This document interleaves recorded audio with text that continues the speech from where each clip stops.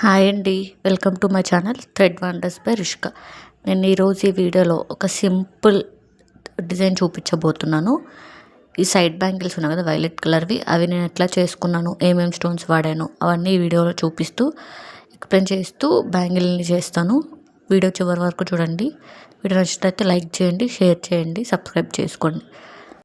నేను ఈ డిజైన్కి వాడిన స్టోన్స్ వచ్చేసి 3M రౌండ్ ఐ షేప్ ఉంటుంది కదా, 8K వాడాను. ఫస్ట్ ఇట్లా రౌండ్ లాగా చేసుకొని గ్లూ స్టిక్ చేసుకొని ఫ్యాబ్రిక్ గ్లూ తీసుకొని మధ్యలో ఒక 3M చుట్టూ అట్లాగే ఒక ఫ్లవర్ వచ్చేటట్టు 3M స్టోన్స్ని స్టిక్ చేసుకున్నాను. టోటల్ 7 అట్లా పెట్టాను రౌండ్కి. దాని కింద వచ్చేసి వై షేప్లో పెట్టాను అనమాట. 8K స్టోన్స్తో వై షేప్ లాగా ఇట్లా గ్లూ పెట్టుకొని క్రాస్ అటు ఇటు క్రాస్గా పెట్టి మధ్యలోది స్ట్రైట్గా వై షేప్లో పెట్టాను. ఇట్లాగే బ్యాంగిల్కి ఒక 3 ఫ్లవర్స్ చేసుకున్నాను.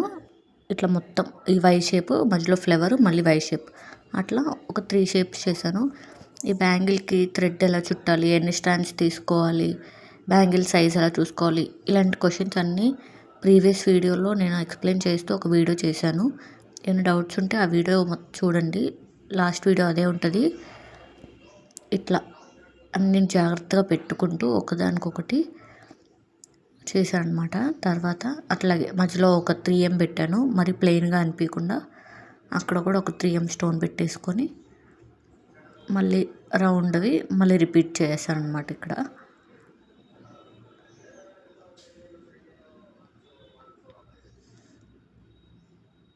చూసారు కదా, గమ్ అనేది ఫ్యాబ్రిక్ గ్లూ పెట్టుకొని జాగ్రత్తగా ఒకదానికొకటి కొంచెం దగ్గరగా పెట్టుకోండి రౌండ్ స్టోన్స్. అప్పుడు ఒక ఫ్లవర్ షేప్ అనేది చూడడానికి మంచిగా వస్తుంది.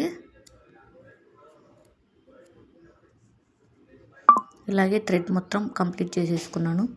బ్యాంగిల్కి మొత్తం ఇట్లా పేస్ట్ చేసుకుంటూ నేను లాస్ట్ వీడియోలో ఒక బిగినర్ కిట్ చూపించా కదా, ఓన్లీ ఆ బిగినర్ కిట్తో ఉన్న ఐటమ్స్ మాత్రమే వాడి బ్యాంగిల్స్ చేస్తున్నాను. ఫస్ట్ ఆ బిగినర్ కట్తో మనం ఎన్ని బ్యాంగిల్స్ చేయొచ్చు, ఎన్ని డిజైన్స్ చేయొచ్చు అనేది ఎక్స్ప్లెయిన్ చేయడానికి ఇందులో అది ఫస్ట్ డిజైన్ అనమాట ఇవాళ నేను చేసింది.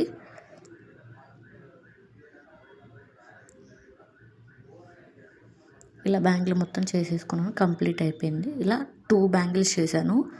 అంటే టూ కట్ బ్యాంగిల్స్ ఉంటాయి కదా, టూ కట్ బ్యాంగిల్స్ 2/6 సైజ్ తీసుకొని చేశాను. ఇది చూసారుగా మొత్తం కంప్లీట్ అయిపోయింది.